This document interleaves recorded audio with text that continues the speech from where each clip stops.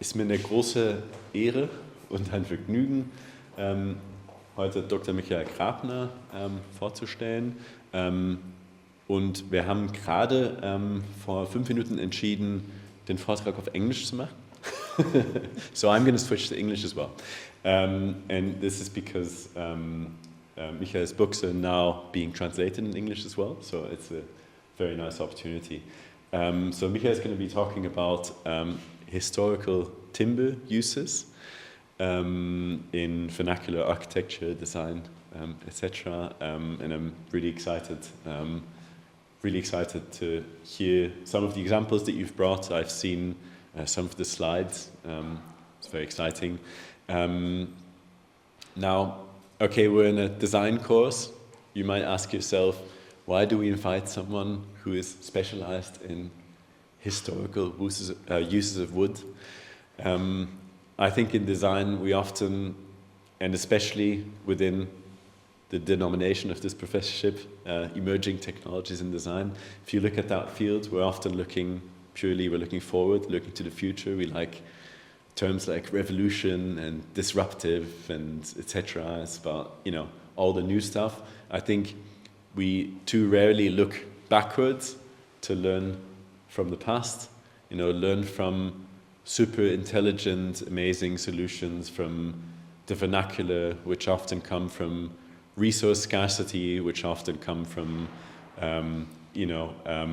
knowledge that's been transferred over generations and that's been lost through industrialization. And so that's exactly what we're trying to do with the irreguLAB. It's looking forward by looking back, looking at these kind of old traditions, but using digital tools to kind of re-enable them, to reinvent them, to reinvigorate them. So, we could say, it would be super catchy to grind wood down and make it into sawdust and 3D print it, and you'd really easily get a couple of million funding for that, because people would be like, 3D printing, future, wood, sustainable. Okay, good, let's do it. But I think there's a lot more interesting and complex ways to go about it. If you look at a tree that's been growing on the side of a hill that has a special curvature that is just perfect to make a sledge, right? And these kind of things, they've been tradition and they've gone lost, and that's Michael's speciality. So I'm excited to hear what you have to say, and the floor is all yours. Thank you very much. Thank you. Yeah, thanks a lot.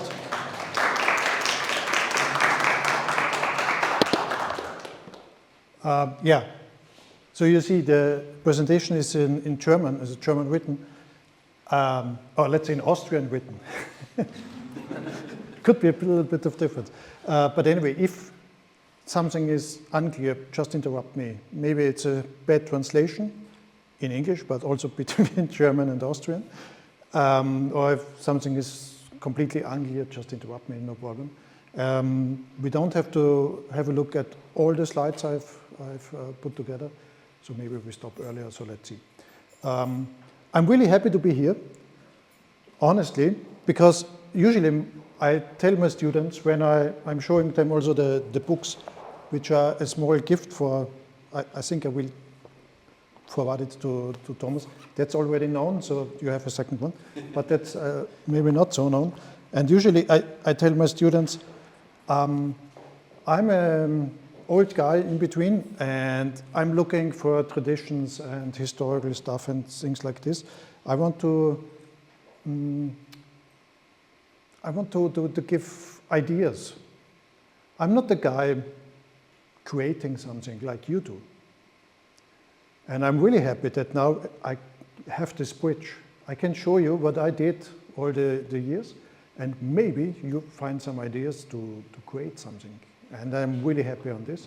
So that's really the background why I'm happy to be here. And talk a little bit about my work.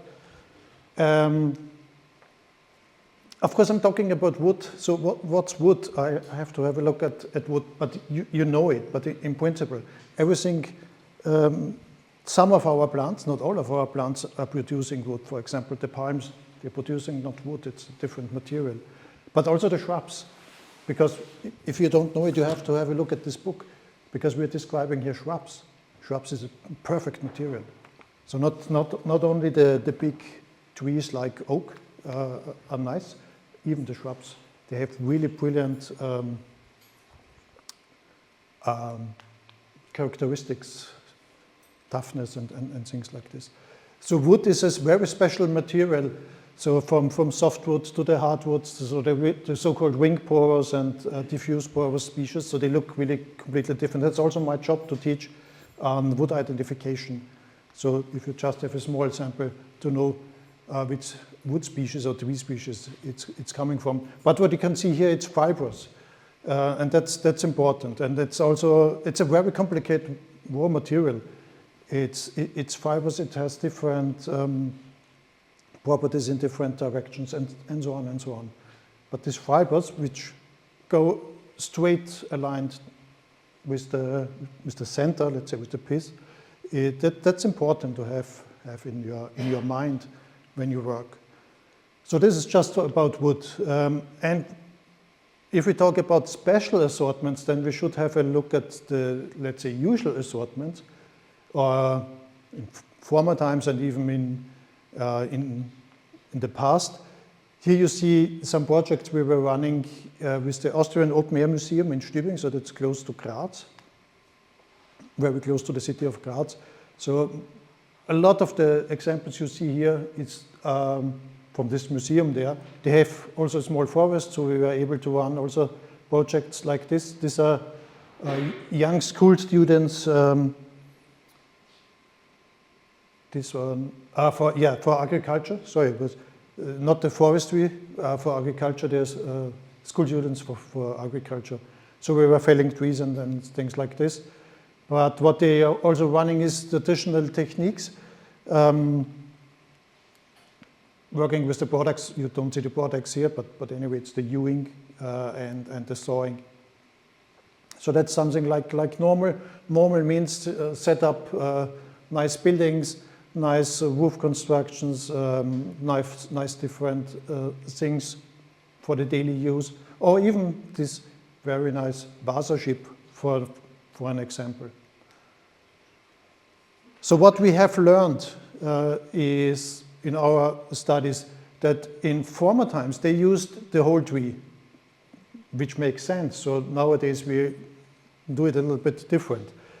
Even the woods, I will show you some examples on the woods, but in general, so the wood stock, they were extracted for burning because they were not allowed to use that much burning material. So firewood, as you like it, as you know it nowadays, it was completely different in former times. There were small pieces, branches, or even the wood stocks and things like this. But if you have the whole tree, and Austria is really sticking on softwood and mainly the Norway spruce. That's since a long time. So nowadays it's changing, and I know you had already big changes here in Thüringen, because I'm also working on this topic right now to deal with all the wood of the Norway spruce dieback, and it started also in Austria and it will go on there. So we will see. But anyway, almost everything you see is related on softwood and mainly on Norway spruce. So if we have a look on this tree, we can start to use really the top for this. So that's the first word I don't remember. Quill, this guy, this is for cooking, helping for cooking. So you can produce very nice products out of this. And in Austria we have a lot of people, not a lot, but some people still producing them using the Christmas trees afterwards. But it's a bad idea. Do you have an idea why it's a bad idea to use the Christmas trees? Could be. It belongs on what you're doing at your Christmas tree. No, the problem is what you see here, you don't see the bark. No? And I've seen today at the workshop the debarking is quite complicated. But if you do it in the right time frame, so that means here, I'm not sure, but in Eastern Austria it would be April, May, then it's very easy to debug.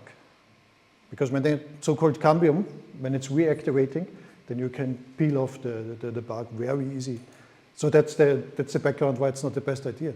But that's one product you can produce out of the top. And then of course you have assortments of the top or small trees growing here and dying and stuff like this. You're using for your nice constructions. I've here an example for fencing. So this is a typical way of using these assortments. Then coming to a little bit bigger branches, this is the handle of a skis, sense. What you see here is the tree stem and the branch. So what you use, and I will talk about this, is the branch stem connection, which is perfect.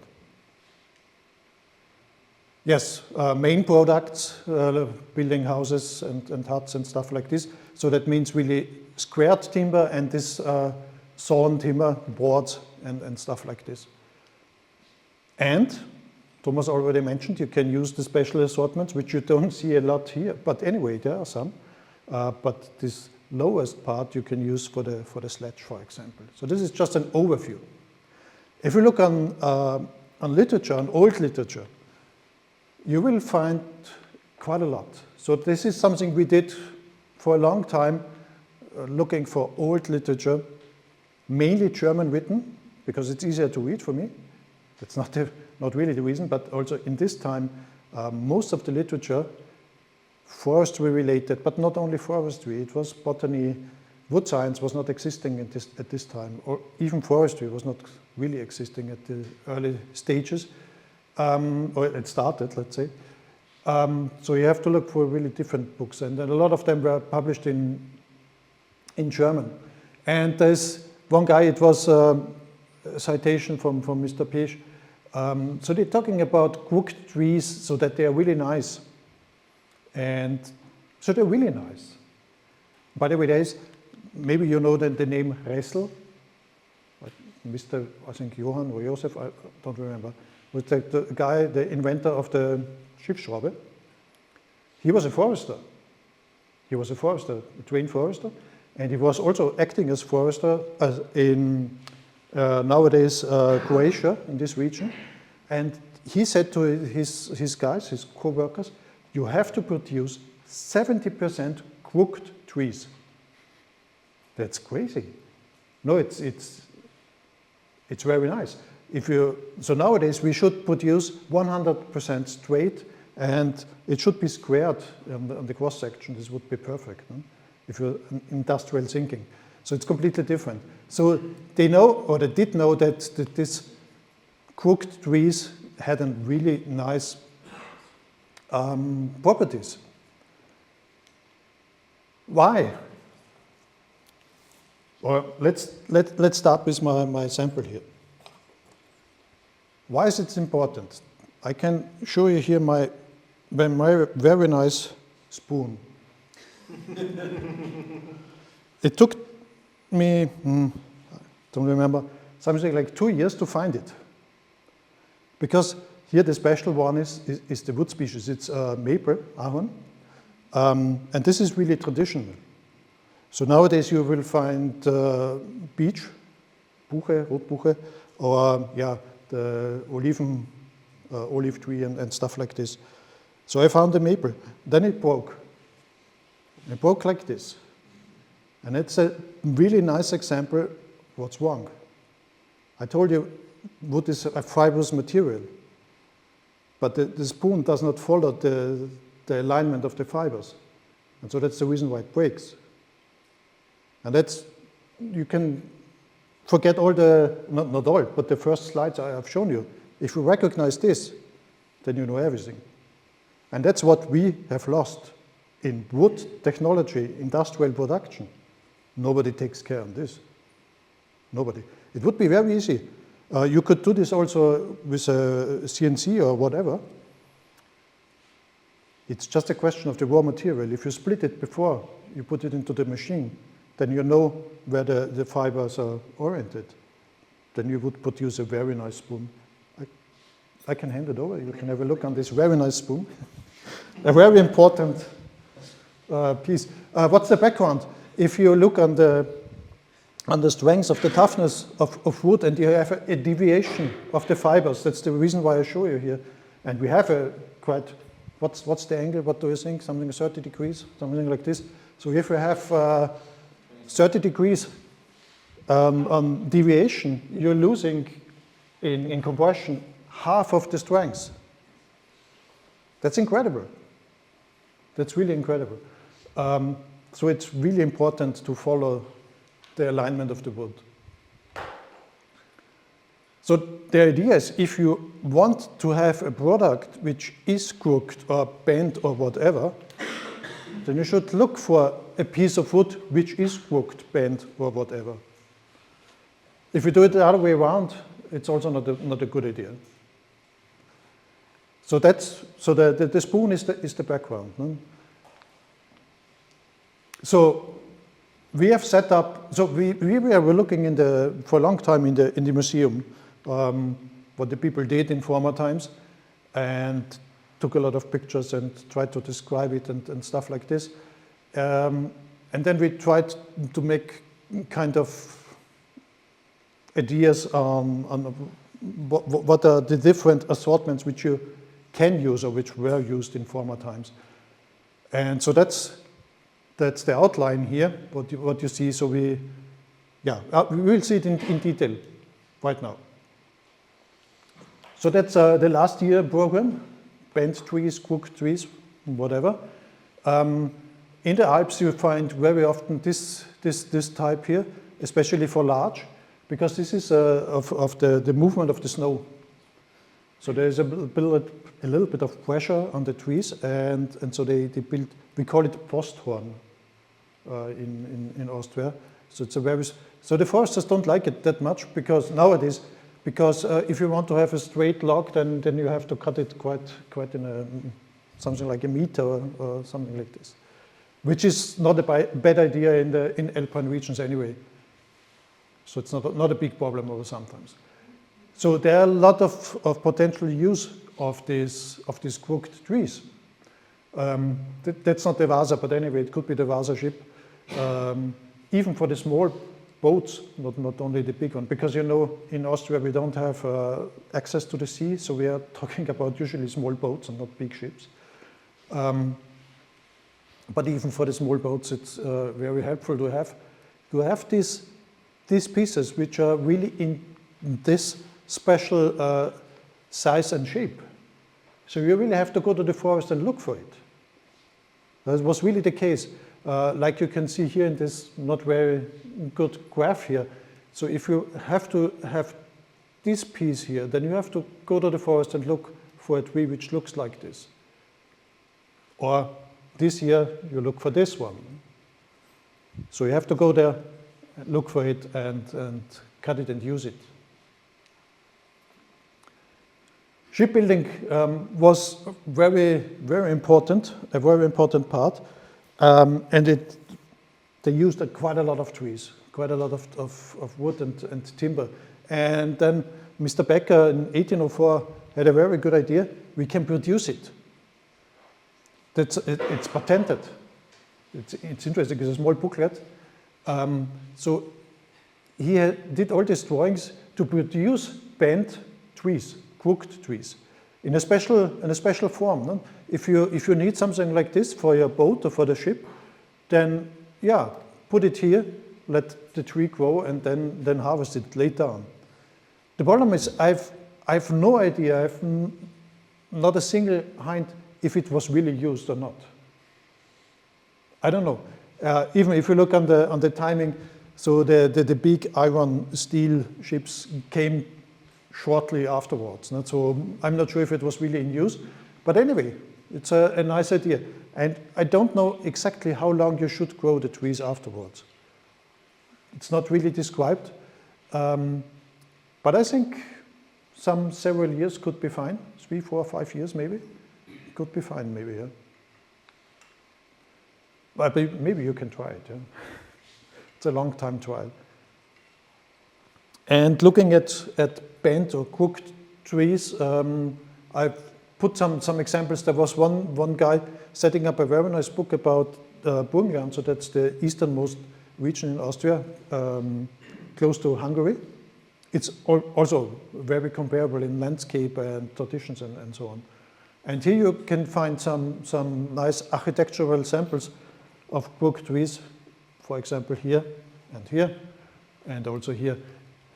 Here we can ask, for sure, if it's necessary or not, or is it just because it looks like nice, or the log was less expensive.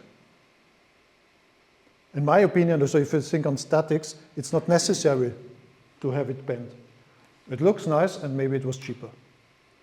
But anyway, it's possible to use. No? Okay, coming to the roots. So that's a really very usual Norway spruce. So you can find very often, it depends on soil depths and so on and so on. If you have this very special change from the stem to the roots, let's say. If you look at the tropics, in tropical regions, so you have these huge trees with this huge part here, Brettwurzel in German. Huh? These are really like boards up to a height of 3-4 meters. So this would be really nice material also to work with. Usually it's not that strong. Something like here, but you see here in the background, it's not everywhere you find it. Here you can see it. Here it's a smaller tree, not really. So you can also use something like this, but this is just by chance. So that's not really the usual common way. So what's to do with this? We discussed about the Gleister or Kummet, so that's half of it which you use for horse collar. So you have to split it into two and then you can use it. That's an example here described. Or, that's very important, that's a finding from Austria in the Danube. This was a boat, not a big ship, let's say a big boat, the length, I'm not sure, something like 12 meters. So it was a special boat, as you can see here, the bottom is flat. So this was the part of the bottom and this is the side wall here. So you see how it was used, no? Because it's giving really the shape here of the boat. It was used for transporting salt from Hallstatt to Vienna. The interesting thing is these boats were destroyed, dismantled in Vienna and sold for burning or building material or whatever. So they didn't bring it back. So they did it for a long time, as long as they didn't find enough trees anymore. And then they had the good idea that we can use the horses to bring it back at the Danube. But it was really a long time that they were just destroyed and burned. So this is really very important, as you can see on this picture here, the preparation of these parts are very important for boat buildings. I love this picture. That's not far away from Vienna, in Guttenstein, Waldbauernmuseum. It's a museum of forest farmers, so people doing a little bit of farming, but also working in the forests. It's close to Vienna, so selling to Vienna, to the market of Vienna was quite important. But what you see here, it was winter time, there was still snow, not like nowadays. So they're bringing logs with the horse here, and a sledge. You can see a little bit the sledge here, but it's not so important here. Bringing from somewhere above. So they just arrived, and you see the horse and the logs, but you see one guy bringing this special part, which is already a little bit worked. So it was, I don't know, maybe with the products or something like this, but what you see here is a bent tree, no? So like you can find here on the sledge.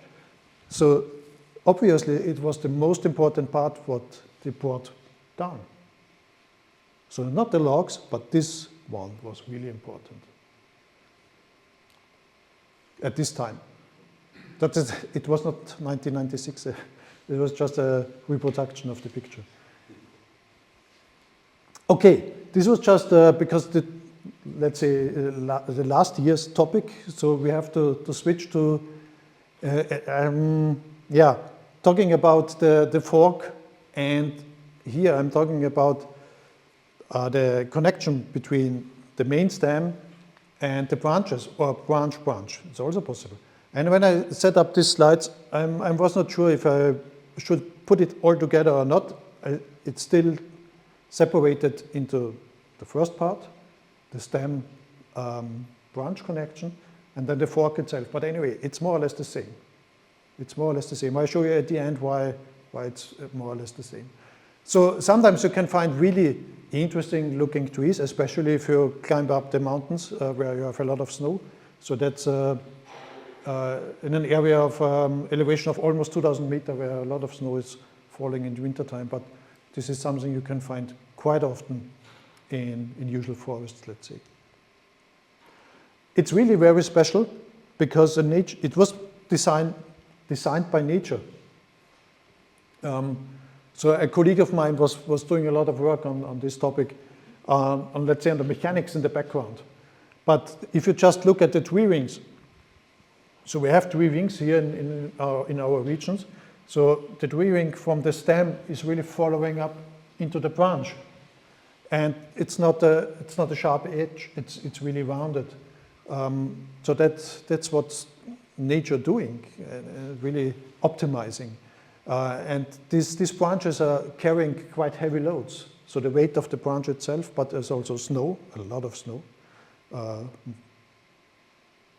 I have a figure in my mind. It's not from Austria, it's from Finland. If maybe you have these nice trees in Scandinavia in your mind, carrying the snow, and this is more than 2 tons of snow. So it's really quite a heavy load on these branches. It depends also on the architecture of the tree, could be different. But anyway, that's really designed by nature. And my colleague did some tests. As you know, the main background of strengths is following the alignment of the fibers or not. So you can take a piece of timber with a branch, with a knot inside. You can even do it, or sometimes you find the board where the knots, the branches, are not longer inside because there's no connection, there's the bark in between. But you can also drill a hole, a round one or a squared one, and you see completely different results if you do some stress tests. It's not a big difference if you have something like this or that, of course, but if you drill here the hole, then you have a little bit better results because the fibers are still aligned. And here it's not the case because the fibers coming here and going around. So we have a disalignment of the fibers, so that's the reason why the branches, the knots in the board, are a little bit critical for designing wooden architecture, let's say. And if you look on some interesting literature, Mr. Matek did a lot of on this drawings and descriptions on the statics of trees, let's say, in general. And he has also one nice graph also from the fork. But it didn't work on this topic.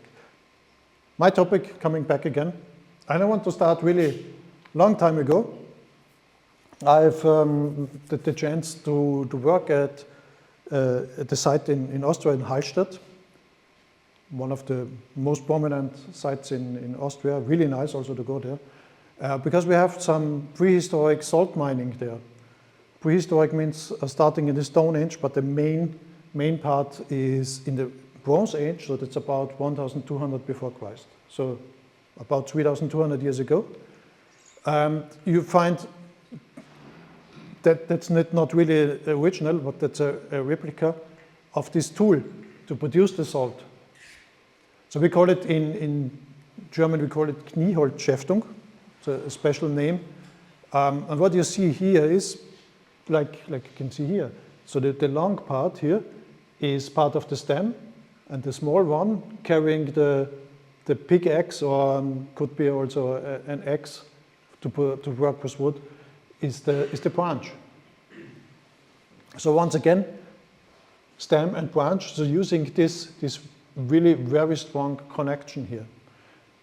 More than 3,000 years ago, they had this knowledge, and they were really using it, and very successful. Of course, sometimes they broke, like you can see here. These are really original findings, more than 3,000 years old. Sometimes they broke, the handle broke, or we call it the head sometimes was broken, because if the pickaxe is entering too much in this direction, then it will crack, because it's too much power on it. So that's really the very old way using this. This knowledge is not only in Austria, in Hallstatt, so they did the same, for example, also in Great Britain. I had a nice colleague, passed away, unfortunately. I was thinking to bring it, but I was a little bit curious sitting in the train with the axe in my backpack. So I didn't bring it. But I've got one. The interesting thing is, in England, they did it in the other way around. So they were using the branch as the handle and the part of the stem for where to fix the tool. Yeah, we have seen this skisses.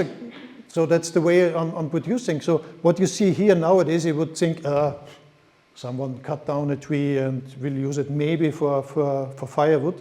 No. This is really the raw material to produce them.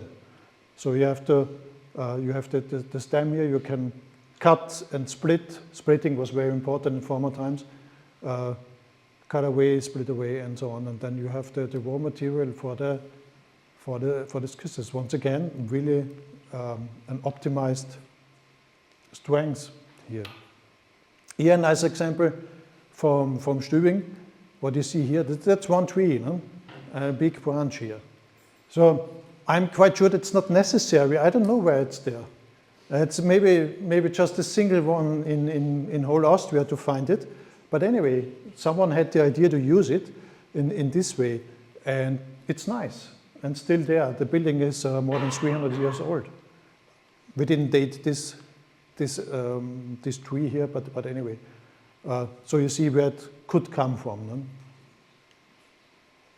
And yeah, what I try to show you now are just examples which we found in the museum to give ideas. No? Like this small chair, mainly for milking. So the interesting part is this one here. That's connected to the board on the top. So that's also, it's not the fork you are talking about at the moment, but it's also more or less kind of fork. Not really, but also nice. Yeah, here for the rainwater gutter, that's very, very common in Austria. It could be like here, that you have also stem and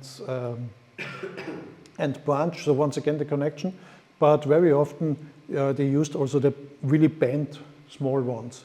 It's also possible. Or here to hang something in your workshop, this is also the stem and the branch.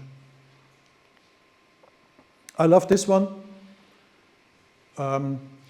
Straight stem and really perpendicular a branch, and just split away half of the stem and use it.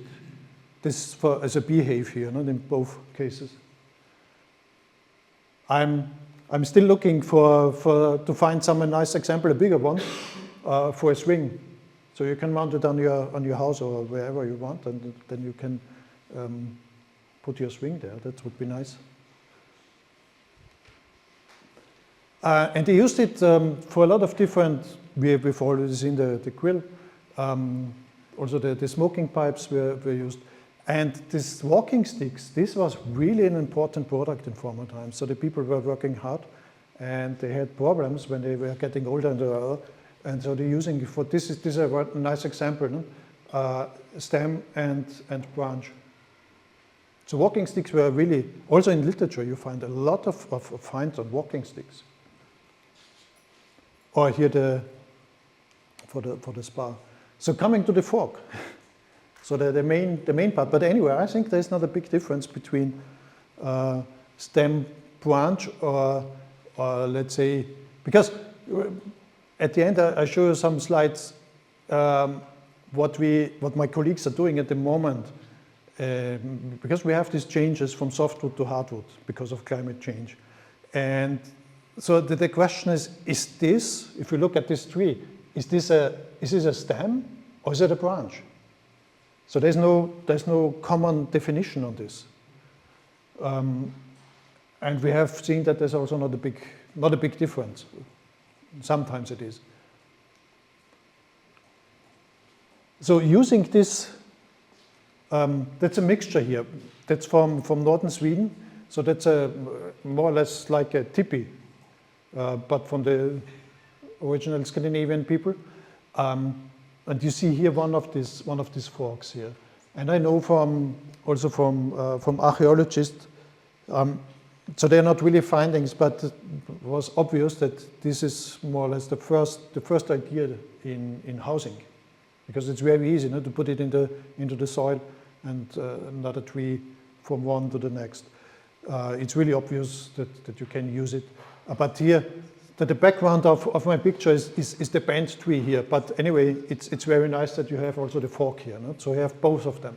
And then you have, of course, also the small diameter wood, which is your topic. So that would be a nice option also for the small diameter.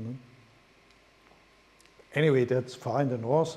So even if you have the small diameter, so the tree is maybe 60 years old or something like this. So it's not a young one. Yeah, and coming back to this Mr. Simon, the Burgenland, and this is something really typical in Hungary and Burgenland, as I told you, that we have the same traditions there. Is this very special type of well, so the Ziehbrunnen. So this is something we really still can find, so usually not in use anymore, but at least like a symbol of former times. And usually they use this fork here. But you can find it for different purposes, like here, grinding stone. So that's the fork to work with the grinding stone. This is just a kind of racket to transport hay. Or even here, that's also a kind of fork. This is just to keep this very special part here open.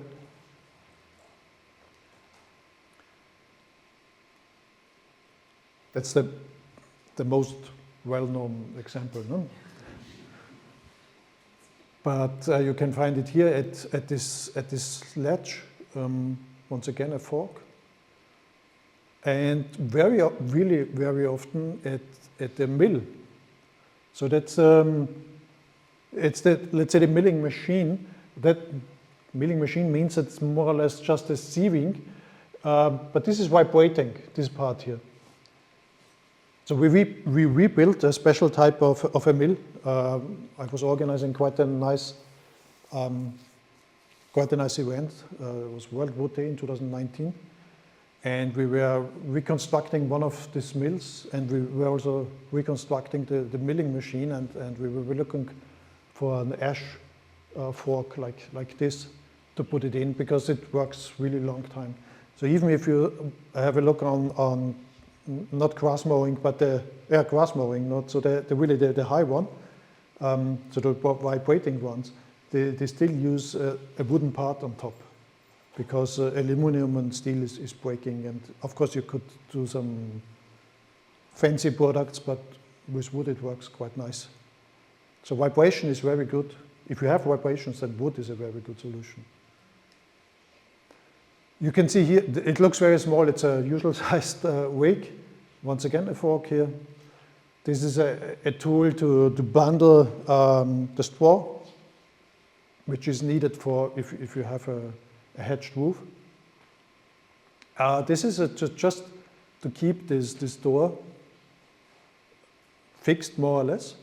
It's once again a fork, and here it's also on this vane. Here it's hard to see. It's a tool which you have to use for linen fibers. But the interesting part is here, this fork here. No? So they used also a fork. Or this bell tower. That's very typical in Salzburg, in the region of Salzburg, to have these bell towers on the roof. So if it's midday and food is ready, then they rang the bell and the people came in. Or here this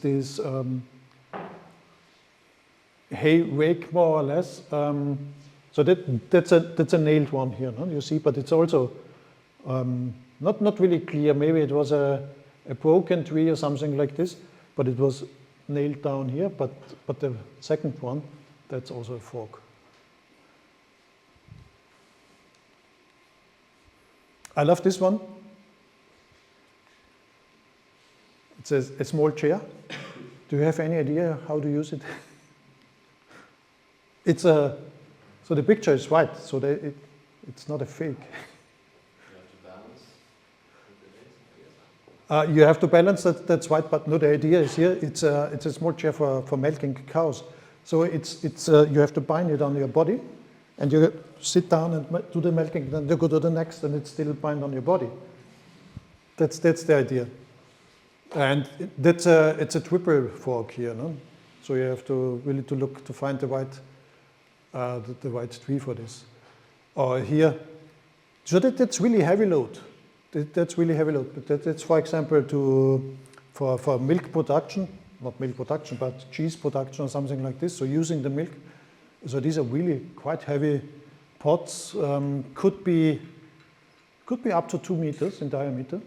Sometimes it depends on the region, and it's hanging here. So that's really heavy load. So you see that, and it's not really thick, but you see it's really strong. That's the big advantage. Here you don't have this heavy load, but it's also nice that you can't lose it. Oh, that's also a nice example here. No? Also a kind of sweep pot. That's just a device for where you set up the wheels. Yeah, that's the forks. And I want to add a few more slides on other topics, just to make it a little bit more. I'm sorry, where's the colleague? I missed, or not, didn't miss it, but I skipped the barge, the bark, sorry. But branch, it was a mixture of branch and bark. Branches, very important, very important. Not only the brooms to fly around, or all the wicker work, no? That's branches, made by branches. No? And that's an incredible part of utilization. But do you have any idea how to do this?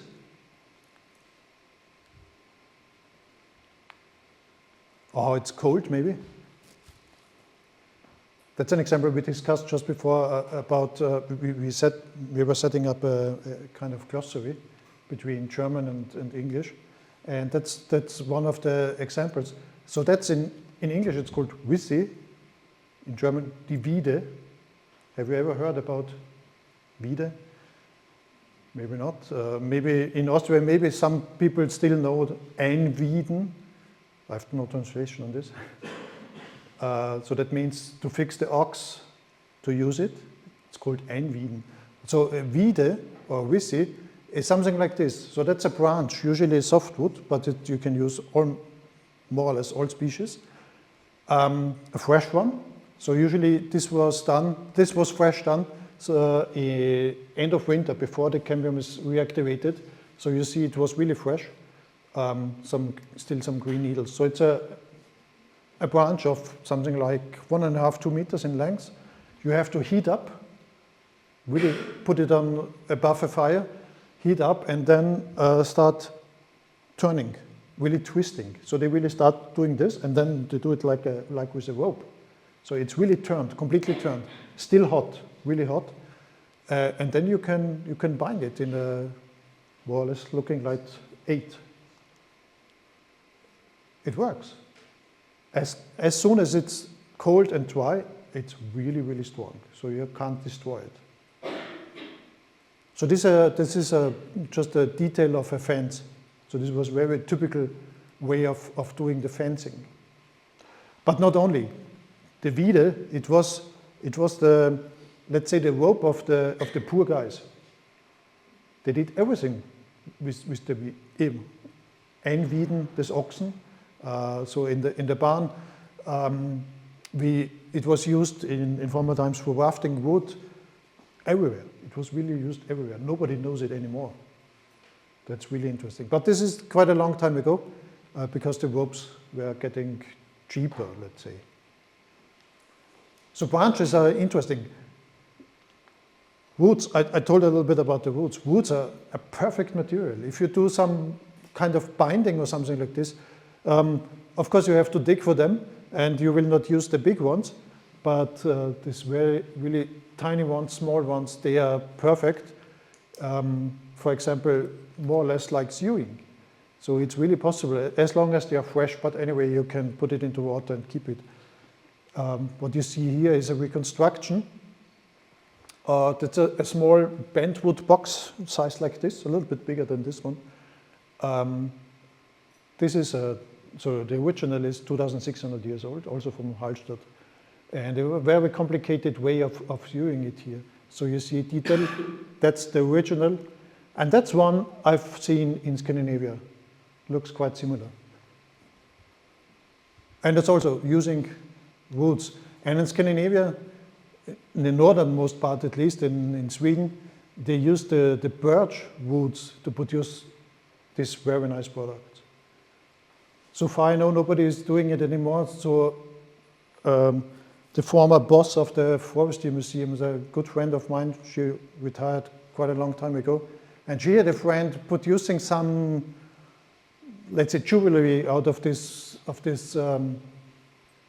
birch woods, but unfortunately we didn't meet her. But that's an old example. You see that's really very fragile, very thin woods, and so they are flexible, so you can do it really in a very, very nice way. And I have to tell you, because I really love it, but it's a little bit complicated story, but I have to do this. Once again, in Hallstatt in Austria, in the Bronze Age, so once again about 1,200, 1,100 before Christ, so you can find this filling, it's called filling trough, so Schwinge in German, but also Schwinge, I'm sure you don't know it. That's an original finding, so it looked like this, but of course not broken. Or buckets, like here, so that's really a bucket. So I had the chance to work with this material, with these findings, and because I was looking at the wood species, and I had a look of such a sample here, on the innermost part, okay, it's wood, that's good, and I can have a look on the wood species. So it looks okay, no? If you look at this, the same piece on the outermost side, it looks completely different. Is there something in your mind which come up? Maybe that one slide was exposed to water for a long time or something? No, but you see there's a crack here, no? Mm-hmm. So this one looks really like normal wood. We have aligned fibers. And if you look here a little bit closer, which is maybe not possible right now, you see that we don't have any alignment. So the fibers going completely in spiral, something like this. If you think on old furniture, then you see the same picture. That's yeah, Maser. Could be at the root, could be also on other places of the stem. Very often at the root, Maser in German. No? Maser furniere. Also, Mercedes-Benz were using it in former times inside the cars, no? Just for decoration. So that's the same background. So, but what's the background here? If you look on a tree and you cut away a branch, the tree will start, most of the cases, not all the time, but most cases, it starts to overgrow. So this tissue here is starting when you cut away the branch. So the idea of the tree is to close it, because there could be fungi, whatever, coming inside and destroying me as a tree. So that's the typical reaction. You can compare it to the skin of the human beings. So we know that people, we know that trees are connected. People should be connected, but also trees could be connected by the roots. This happens especially if you have a very shallow soil. It's once again in Hallstatt, or still in Hallstatt. There we have limestone Alps, so there's a really very shallow soil. And so there's not enough space. And we don't know, maybe it's really the idea also of the trees to grow together, but they are really connected. There were some experiments in former time, long time ago, to put some stain dyes here, and then you can find it here in the next tree. So they are really connected. Okay, so we have not a single tree, we have a system of trees. And if you fell one of the trees, the system of the tree has the same wound like here is the branch. So that means the neighbors is feeding the not longer existing tree to overgrow, and that's what happened here. So this is really just the lowest part. Usually for softwood, usually it dies. If you do it with lime, linde, for example, so it will regrow. So it will restart growing with some sprouts, but not the softwood. Softwood is not able to do this. But this part is still alive and start to overgrow. And as soon as it starts to overgrow, it's switching to this very nice structure. Why? I don't know really. So most likely it is because the trees, like human beings, are driven by hormones. And they are missing because here you don't have the top, you don't have buds anymore, and the buds are producing the hormones, most of them. And so that's maybe the reason why you have this really special type of texture at the end. You can see here microsection, so you see that's really growing in spirals and so on. And that's perfect material. It's perfect material if you want to have a really strong and tough material, and a material which shouldn't break, because it's almost impossible to break. It's not completely, as you can see here, or even here. So sometimes it will break, but it's really thin-walled and really very nice. By the way, I didn't show it here, but I have to tell you, archaeology there is, it's not like maybe you have in your mind using the toothbrushes. No, they're using the big machines where you can destroy the pavement of the roads and stuff like this. Otherwise, it's not possible. And a few years ago, they destroyed by these big machines one of these very nice findings. Which was bad? No, it was perfect, because it was destroyed, and we have seen that they prepared the tree, the felled tree. They really prepared it and let it grow to have this 15 to 20 years later. So this was a planning forestry 3,000 years ago. That's fantastic. But it's a different talk. Sorry. Yeah, here you can see the examples from furniture. No? So this is something you have in your mind. That's the same structure. So that's from maple, not maple, from poplar. And that's one of our examples. Yeah, and to finish is what I've told you at the beginning. One colleague of mine is right now working. He will finish his PhD in half a year, something like this, on characterizing these branches. He's using these three species, so beech, oak, and poplar, and looking really at the branches. The idea was to use it for, let's say, completely different. I will show you a picture afterwards. Completely different material. What you mentioned, it is not so nice to produce powder and then you could 3D print. It's not 3D printing, but anyway, But I agree, no problem. Because nowadays, and you mentioned before, it's used for firewood, no? Usually, and most of this part of the ground at the moment is just for firewood, for heating, for energy. No? And so we have to find ways on more, or let's say more sustainable ways to use more of this material. And it's quite a lot of wooden substance, let's say, in the ground. And he did a lot of measurements on the strengths and stuff like this. We don't have to go on detail, but what you can see is that's not a big difference. It's some special differences, but not a big difference. So it's no problem to use, let's say, the bigger branches, like here. It depends strongly on the species, of course. So what the main idea here was to produce something like this. So it's called macro fiber. So that means a process where you don't have to use saws. So you don't have to produce sawdust and stuff like this. So this is really just by compressing and destroying it. So my colleagues were working on this, not for the branches, for softwood, for Norway spruce for a long time.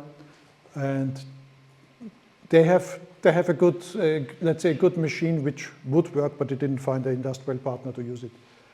But they used the idea now for the branches, and it worked quite nicely for poplar, for oak, but not for beech, interestingly. Completely no chance to produce these macrofibers.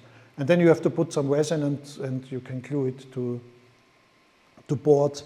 But what they try right now is to produce shapes like the chair or something like this. So that's the idea. Yeah, this was my story. So if there are questions, you're welcome.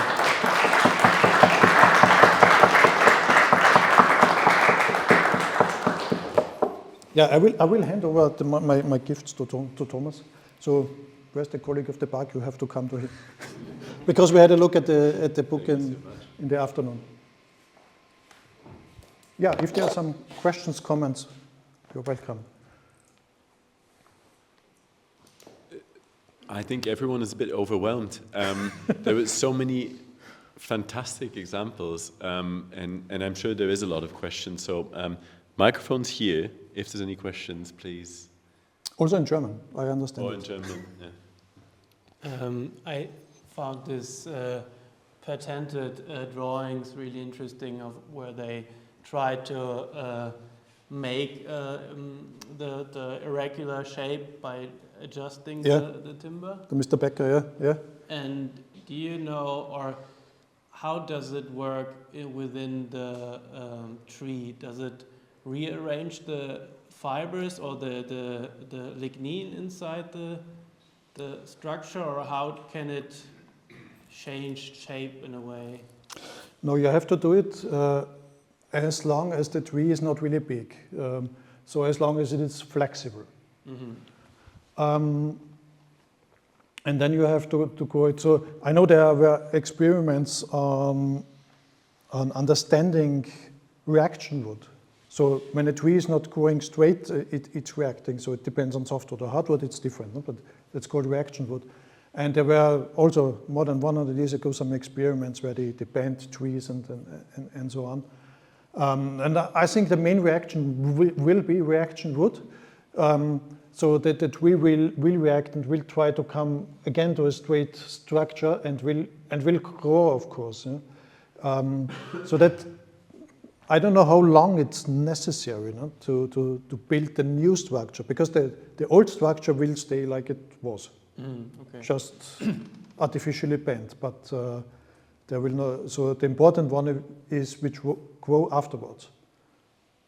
And I've got a very nice example I've never seen, unfortunately. It was told by a woman in Eastern Tyrol, so south of the Alpine rim. I trust her because I know this lady quite well. And she mentioned the way of producing wings, because a wing is quite important if you bind hay, for example. If you do some binding, you need a wing to bring all the ropes together. And a wing it's expensive. If you go to the smith, I want to buy a wing, so it's too expensive. And the way was to dig out roots and put it to a loop, to a ring, and remove a little bit of the bark so that the cambium comes together of both parts, bind a small rope on it, let it grow for 2 years, and then it's fixed. That's incredible. And here it was really, she told me about 2 years. So maybe here we have 2, 3, 4, 5 years, I don't know. Interesting.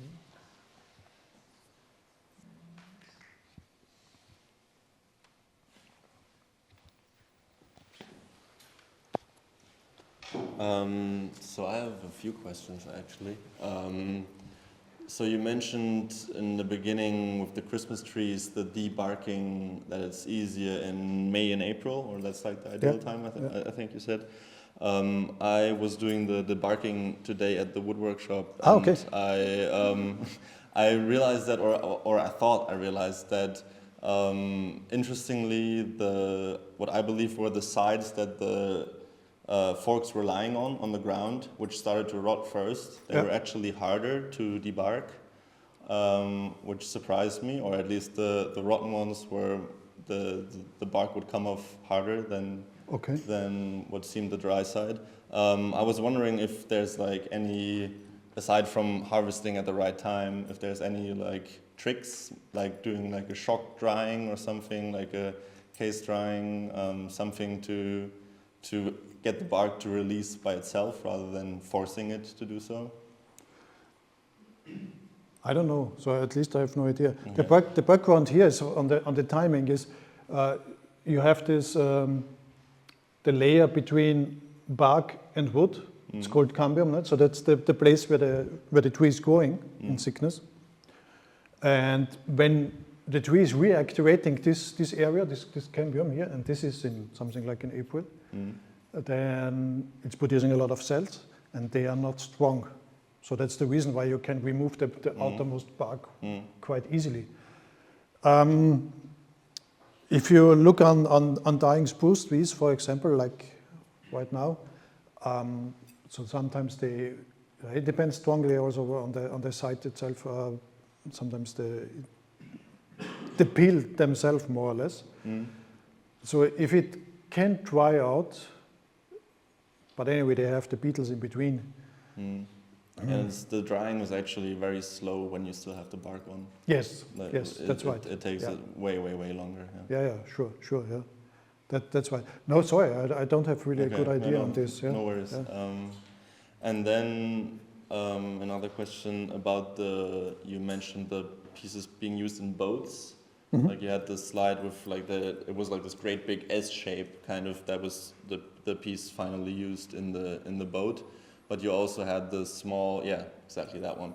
So we have these great big S shapes on the right in the boat, and then we have these, just crooks, like slightly bent pieces, kind of brackets in the tree. So I assume that these would have been connected lengthwise with longitudinal joints as well. Okay, yes. You see here, these are different parts. Parts. So overlapping, they overlap them. Overlapping, and that's what created the strength.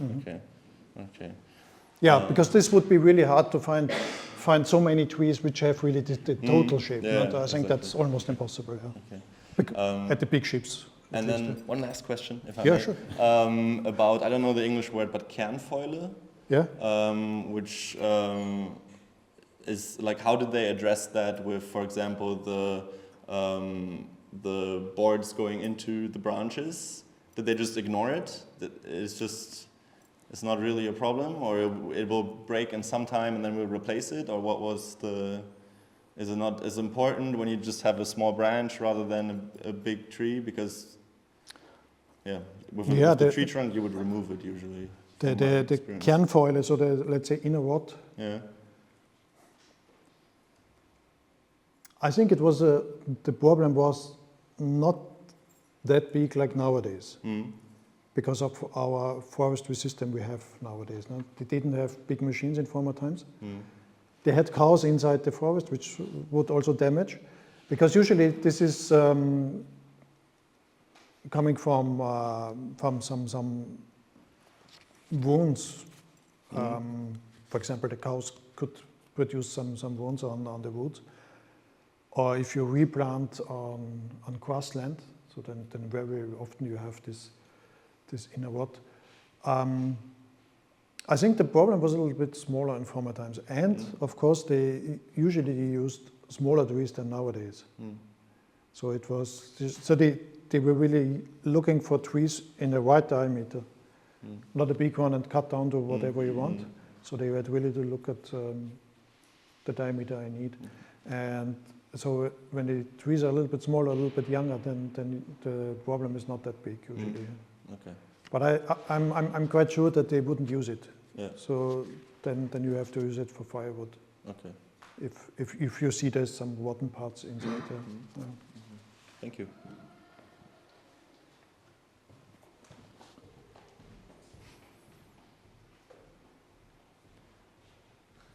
I have another one Yeah. regarding you mentioned that your colleagues are testing the branches and the properties, the mechanical properties.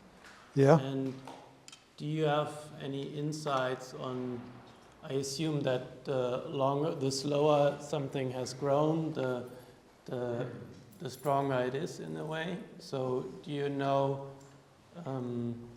whether you could kind of like judge or like digitize and judge on the strength of like a piece of wood just by knowing the species and the amount of rings that have grown, or? Not really. Okay. Not really. So they didn't go on such details on testing.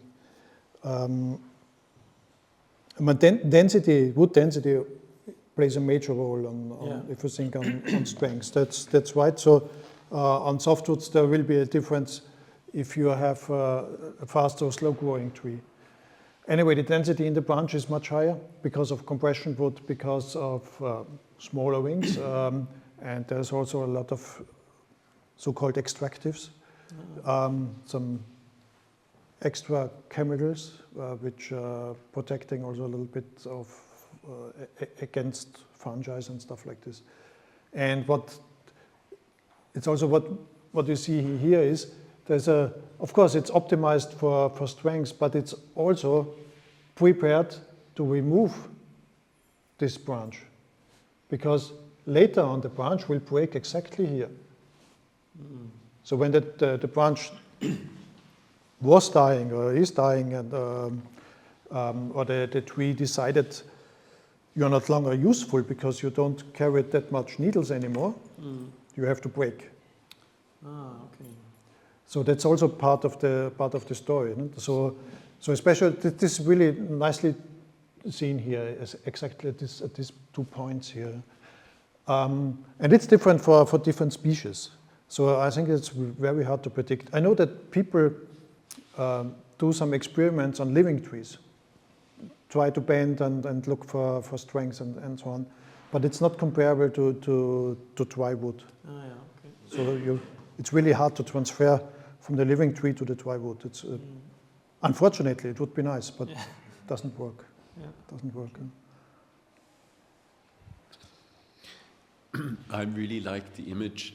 I think you said it was your favorite image of the guy walking in front with this kind of, that one. No. Yeah, like carrying it like a prize. And I thought, the first thing I thought was that it was a template, like Schablone. Because and maybe that leads to my question. Do you know of any, because what we've done now with the students, and when Kati and Philip were doing the preparation work for the seminar, is they were using the kind of AR application I showed you before, right? Yeah. Looking through the glasses and finding the right branch or the right fork in the forest, kind of like looking for the perfect filet piece. Is it, in this case, is it just like experience, and you know which tree is good, and you kind of know the dimensions. There's no kind of templating or measurements, or because like the connection between, like, I think especially like not the Alphorn, but like the shipyard, the connection between the shipyard and the forest, there's a certain kind of dimensional relationship between those two, right? I think in this case it's much easier because if it looks really like this, or let's say a little bit different, wouldn't be a big difference, especially.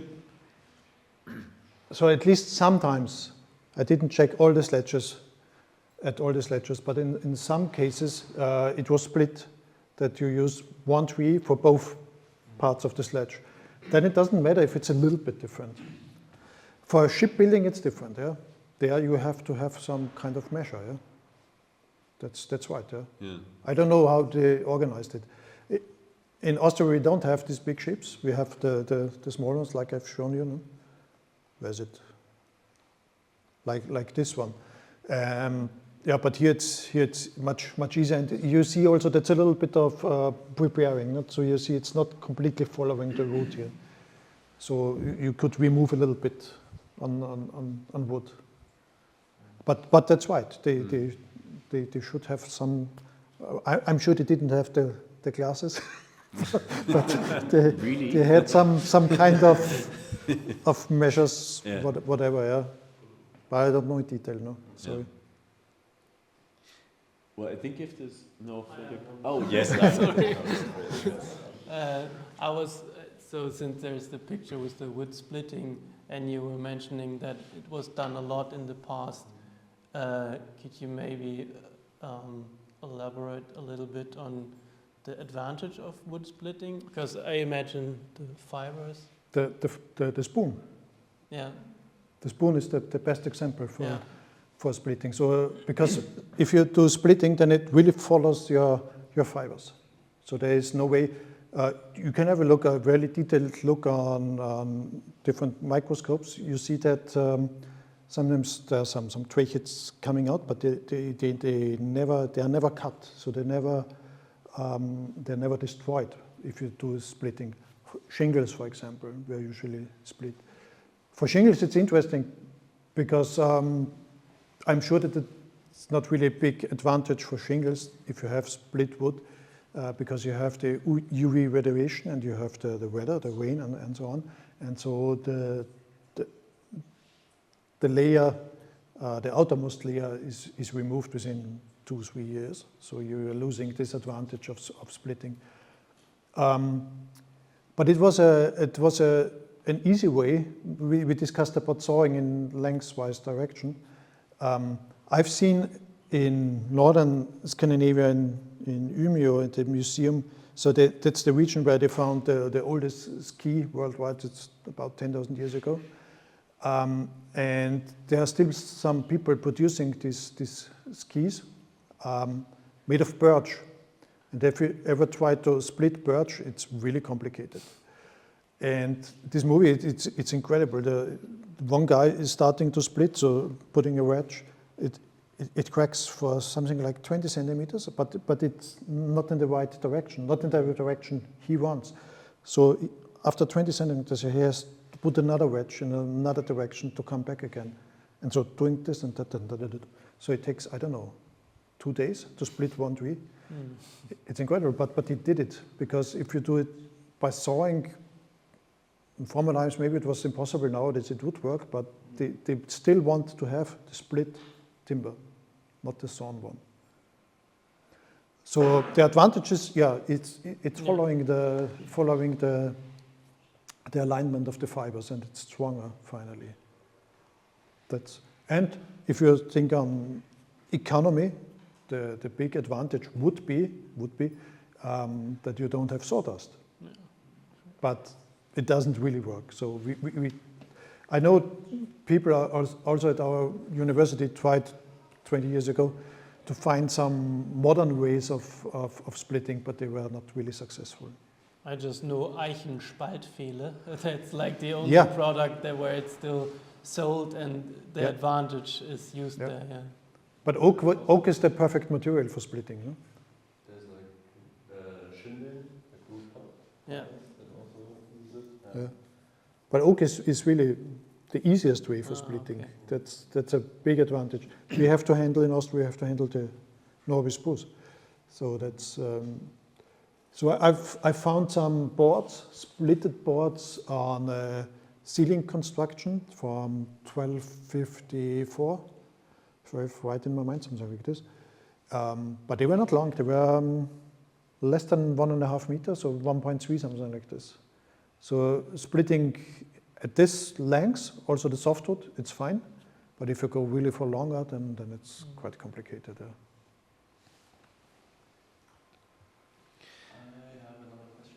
have another question. So yeah, since we are kind of working with, well, dead wood, but it's also still quite wet, I was wondering, or I was looking into like traditional carpentry versus greenwood carpentry and how, like, what different techniques are being used. And since we were having big trouble cutting wet logs on the bandsaw, I was wondering whether maybe the splitting also ties in with that it's easier to do on greenwood, or if there's like different approaches for, because the wet wood is definitely more difficult to saw, so maybe that would just make sense in that way. Yeah. But I don't agree really on this, because if you look at the sawmill, they sawing wet wood. So it depends strongly on the size of your teeth of the bandsaw and stuff like this. So maybe you have to look for different typology for the teeth. Splitting, I had a look on this on literature because of Hallstatt again. They used a lot of small strips, chips more or less, for light, to have some light inside the mine. And I was looking, and it was fur, 100% fur. So it was really exceptional, just the fur. And I was looking, is it easier to split if it's wet or dry? And so there's some old literature available where it's described that, well, it's not always in the same direction. In general, they say that splitting it's easier if it's wet. The exception could be softwood. So some of the authors mentioned that for softwood it's different, that it's easier if it's dry. But in general, it looks like it's easier to split when it's wet. Sometimes not when it's not really completely wet. So I have one example in my mind for poplar, or let's say really less dense wood species. There could be a problem if you want to drive in a wedge, then it's maybe not strong enough. So you have some compression, but not really splitting. You will never have this problem with oak, but poplar could be, for example. And then it would be better if you do it on a dry, when it's dry. No? Thank you. So I think that was the last question. Everybody's probably hungry and tired, and it's been a long day. But I want to thank you for this super, super generous and enriching talk that you did. And I tried to offer you coffee today, tea, water. None of it you took, so this is my last resort. It's Thuringian apple wine from the Thuringian forest, so I hope that you might drink that. Sure. And maybe a round of applause, please. Danke.